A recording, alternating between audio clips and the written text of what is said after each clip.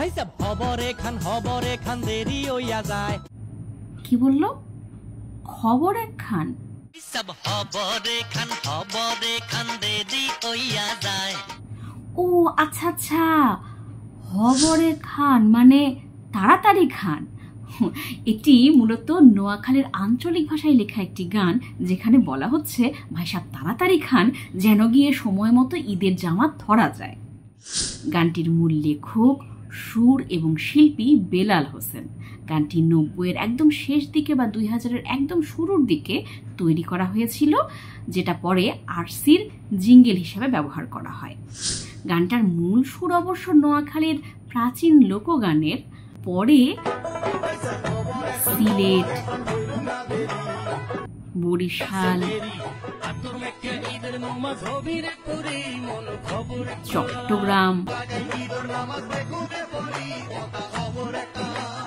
রাজশাহীর ভাষায়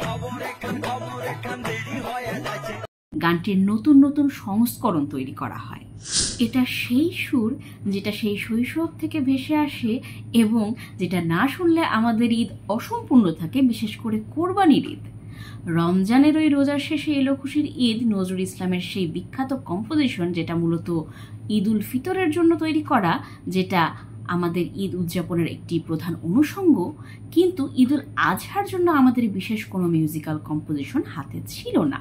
সেই শূন্যস্থানটি মূলত দখল করেছিল আরসি কুলার এই ঈদ স্পেশাল জিঙ্গেলটি। মার্কেটিং এর ভাষায় যাকে বলা হয় ইমোশনাল মার্কেটিং, আরসি কুলার এই মার্কেটিং স্ট্র্যাটেজি ম্যাজিকের মতন কাজ করেছিল, যাকে বলে একদম লাইফ টাইম ইনভেস্টমেন্ট। এখনো আমাদের আশপাশে চোখ রাখলে আমরা আরসি কুলার নতুন কোনো অ্যাডভার্টাইজমেন্ট বা নতুন কোনো ক্যাম্পেইন দেখতে পাই না, কিন্তু সেই যে আমাদের মনে গেঁথে গেছে, এক বছরে দুইখান খুশি আমরা মুসলমান, একখান হলো রমজানের ঈদ, আরেকখান কুরবান ভাইজান আরসি কুলা খান, সেই সুর থেকে আমরা আর বের হতে পারি না।